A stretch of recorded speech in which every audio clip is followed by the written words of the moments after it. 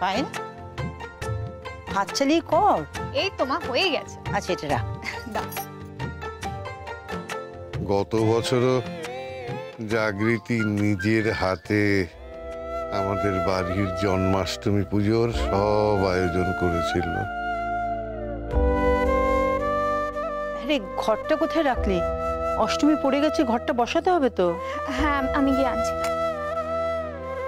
কিরে প্রীতম, তুই আবার এখন কোথায় যাচ্ছিস? কাজ আছে। বাইরে এখন কি কাজ? বাড়িতে পুজো আছে, বাড়িতে থাক। বেরোতে হবে। ঠিক আছে, আমি বেরোতে বারণ করছি না। পুজোটা হয়ে যাক, প্রসাদ খেয়ে তারপর বেরাস। আমার দেরি হয়ে যাবে, তোমরা পুজো করো, আমার জন্য প্রসাদ রেখে দেবে, আমি এসে খেয়ে নেবো। কি এমন রাজকার্য তোর যে বেরোতে হচ্ছে? প্রীতম শোন, প্রীতম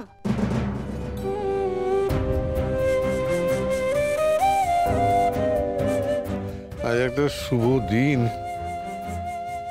এই শুভ দিনে ও ছেলে আবার কোথায় গিয়ে কি ঝামেলা পাকিয়ে আসবে কে জানে। এই তো এসে গেছি। বড় বৌদি কোথায় যাবো বলো? এই এদিকটা নয় দীপা ওপাশটা রাখ।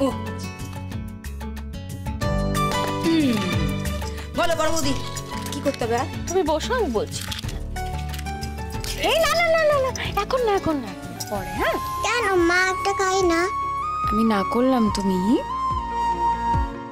তুমি বাবাকে ধুতে পরিয়ে দিচ্ছিলে, সেটা বলেছে বলে তুমি রাগ করেছো? চুপ।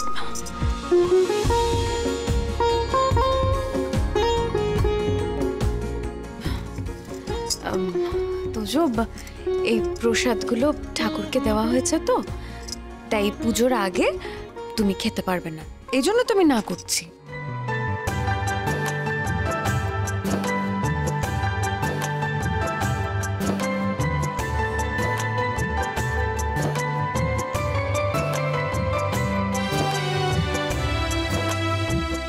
তোমরা যাও তো, দুজনে মিলে গিয়ে বসো, যাও। আর মিহি যাও।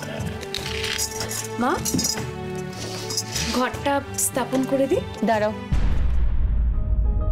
আগে প্রদীপ জ্বালাবে, তারপর ঘট স্থাপন করবে। মঙ্গল প্রদীপ না জ্বালিয়ে ঘট স্থাপন করতে নেই জাগৃতি।